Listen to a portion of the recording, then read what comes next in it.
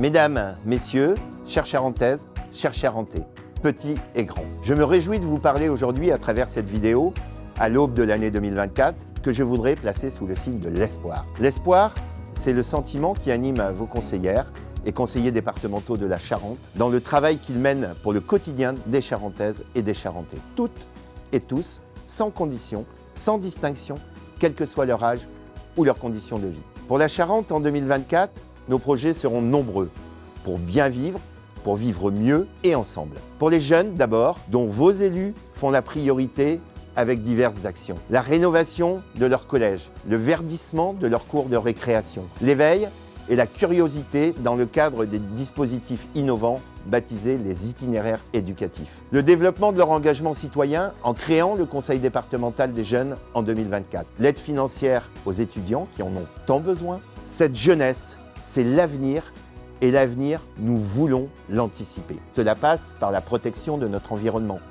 dans laquelle le département s'engage sans réserve. Planter plus d'arbres, plus de haies, étendre les espaces naturels sensibles pour protéger notre biodiversité, développer les boucles cyclables pour les déplacements de leur quotidien, sont des extraits d'une feuille de route concrète pour le développement durable.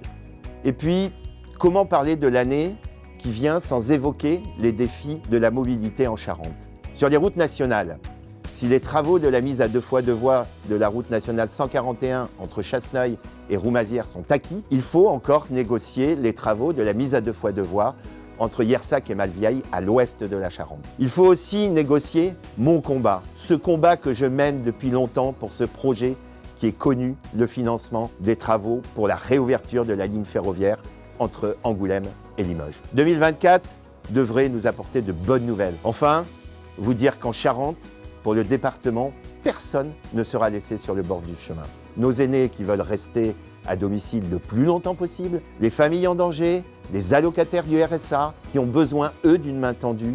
Et je m'arrête là au risque d'être trop long et de perdre votre attention. Chères Charentaises, chers Charentais, je vous délivre donc un message d'espoir. Une flamme d'espérance à l'image de la flamme olympique qui traversera la Charente le 24 mai prochain pour une belle fête, pour un rassemblement populaire que je veux dans la joie. Je vous souhaite, au nom du département et de ses élus qui sont à vos côtés, attentifs à vos attentes, une très bonne année 2024.